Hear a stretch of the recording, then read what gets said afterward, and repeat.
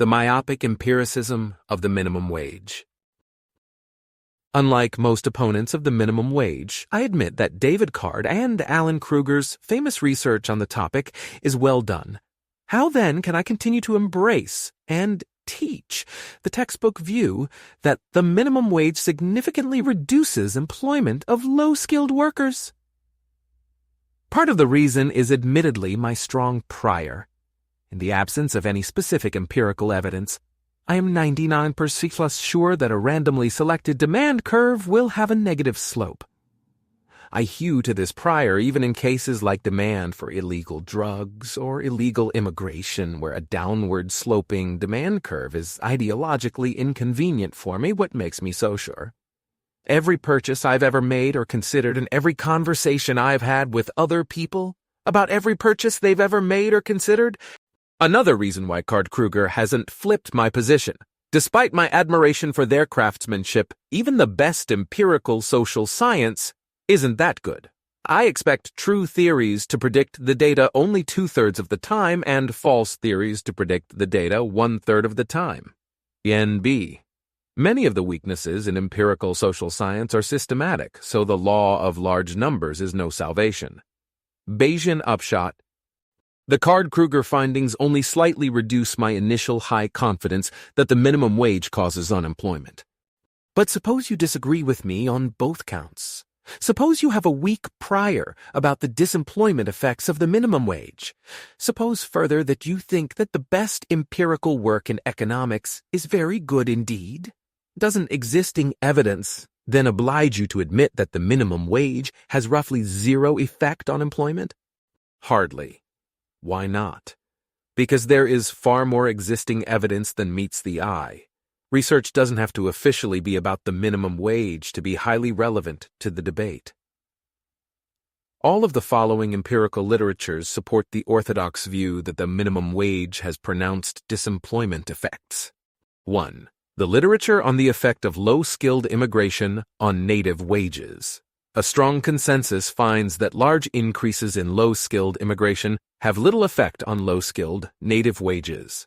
David Card himself is a major contributor here, most famously for his study of the Mariel boat lift. These results imply a highly elastic demand curve for low-skilled labor, which in turn implies a large disemployment effect of the minimum wage.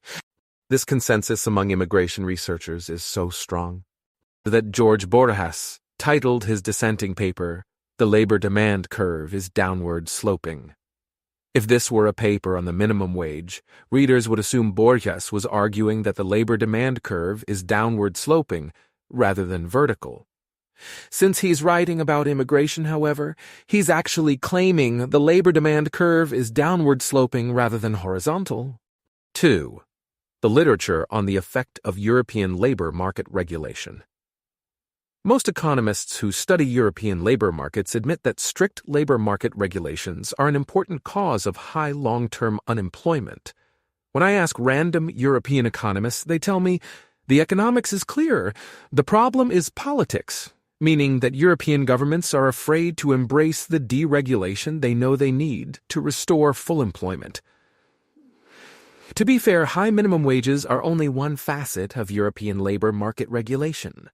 But if you find that one kind of regulation that raises labor costs reduces employment, the reasonable inference to draw is that any regulation that raises labor costs has similar effects, including, of course, the minimum wage. 3. The literature on the effects of price controls in general. There are vast empirical literatures studying the effects of price controls of housing, rent control, agriculture price supports, energy, oil and gas price controls, banking, regulation Q, etc. Each of these literatures bolsters the textbook story about the effect of price controls, and therefore, ipso facto, bolsters the textbook story about the effect of price controls in the labor market. If you object, evidence on rent control is only relevant for housing markets, not labor markets, he'll retort. In that case, evidence on the minimum wage in New Jersey and Pennsylvania in the 1990s is only relevant for those two states during that decade. My point, if you can't generalize empirical results from one market to another, you can't generalize empirical results from one state to another or one era to another. And if that's what you think, empirical work is a waste of time. 4. The literature on Keynesian macroeconomics.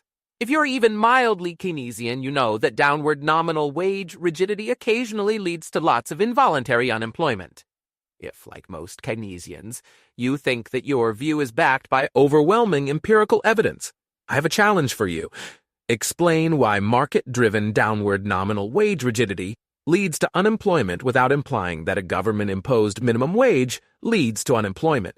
The challenge is tough because the whole point of the minimum wage is to intensify what Keynesians correctly see as the fundamental cause of unemployment, the failure of nominal wages to fall until the market clears.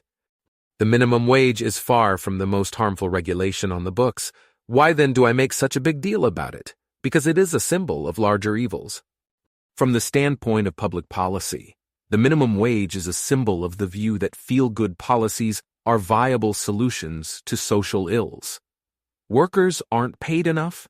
Pass a law so employers have to pay them more. Problem solved. From the standpoint of social science, the minimum wage is a symbol of the myopic view that you can become an expert on X by reading nothing but the leading research that explicitly addresses X. Does the minimum wage reduce employment? Read the top papers on the minimum wage. Problem solved. We need to get rid of the minimum wage. But that's only a first step. Our ultimate goal should be to get rid of the errors that the minimum wage has come to represent. March 12, 2013.